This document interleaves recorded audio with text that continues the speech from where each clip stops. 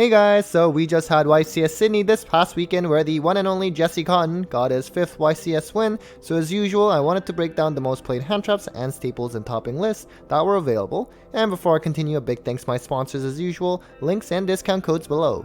So here's the breakdown of the top 32 as created by Sherrick, and as expected, Tearlaments made up the majority of the pie, and again as expected, Sprite and Flunder were the next two most represented decks. This time we also had Runic and Sword Soul make top cut, so sadly the last few months we have not had a big variety of decks make top cut, but only a select few. Now I was able to track down 21 deck lists thanks to a variety of resources including Septo360 and Grim YGO's channels, so make sure to check them out, I'll have the links below. So thankfully the pie chart more or less looks the same as the overall topping list, although we are a bit short on the Flunder list. As an overview of hand traps, this ranged from 0 to 18 hand traps in the main, more so because there was at least one list running a 60 card list. Now the median number of hand traps in the main was 12, which is slightly higher than 11 that we saw last month at the North American Remote Duel YCS.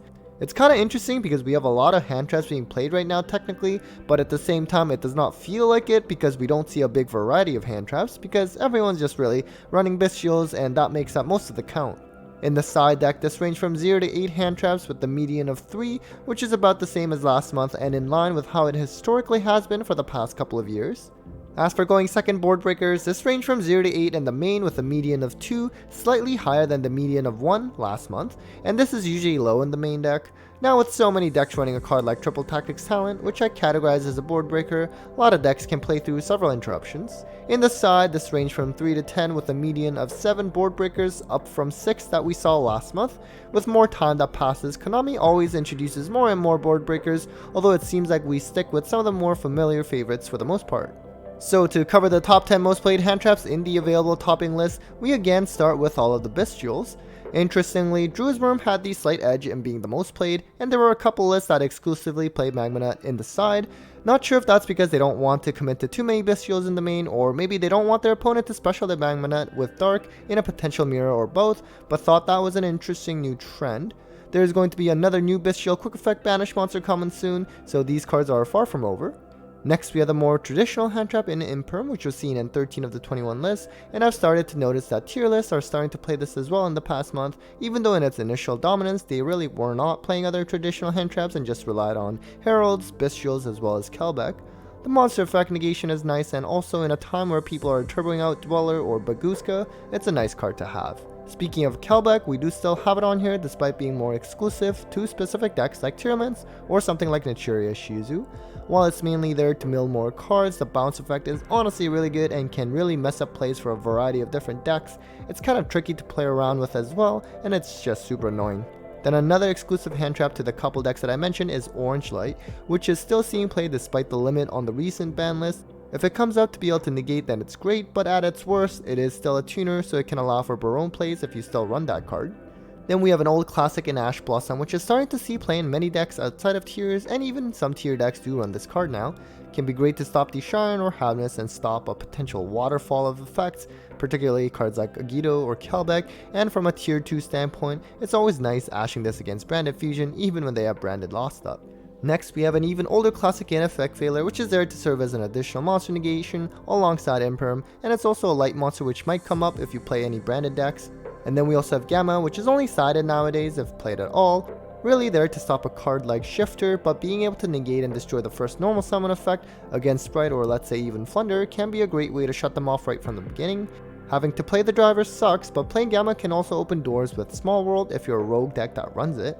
Next we have Nibiru, which is a hand trap that we have not seen in a while but can also be sneaky good as well, as most players are not respecting this card, particularly not in game 1. Can still do some damage when paired along with another hand trap, although admittedly there are many times where it does absolutely nothing, so it's quite the high risk, high reward card when you side it. I believe it will be a better card in the next format from what I've been told.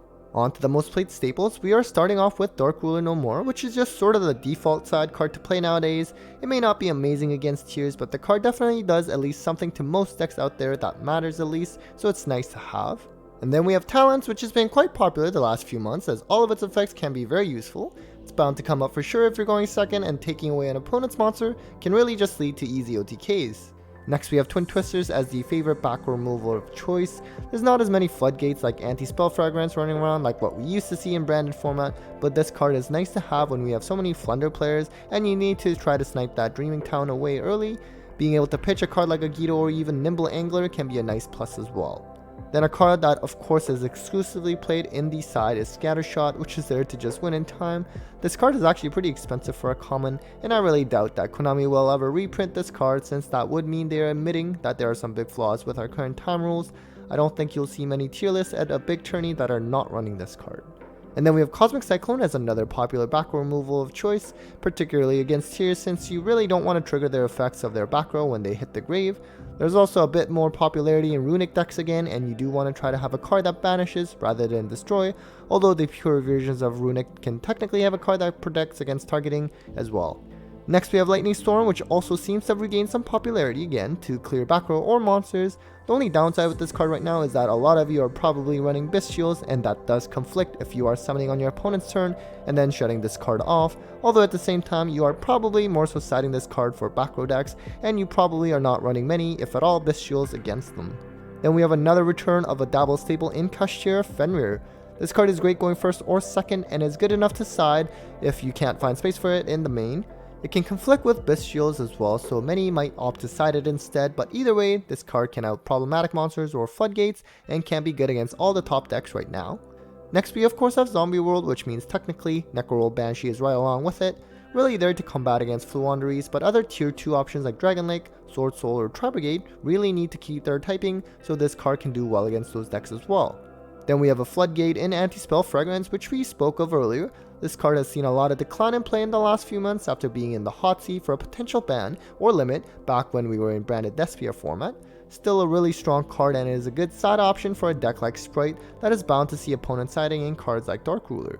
And then we have Super Poly, which of course has seen a large decline in play over the last couple of months. Still a strong card, but it's a hit or miss against tiers, and definitely not as useful against Flunder when they're slapping down the Wind Barrier statue on you. But it certainly is a staple that you can have in the main, since it's good going first or second, and is a card that you just can't stop. Alright guys, so that was it for another round of the most played hand traps and staples among the topping lists that were available at YCS Sydney. Hope you found this helpful and can't wait to see more in-person YCS events happen throughout 2023. As always, a big thanks to my Patreons, Eileen Dice Queen, Bold Spider, Cybernetic, Brandon Jaron, Barrelord, Spooky Boogie, Stephen Phillips, and Chaz Blanks as always for supporting the channel. You guys are awesome. If you're interested in joining my Patreon, link down below. Take care guys.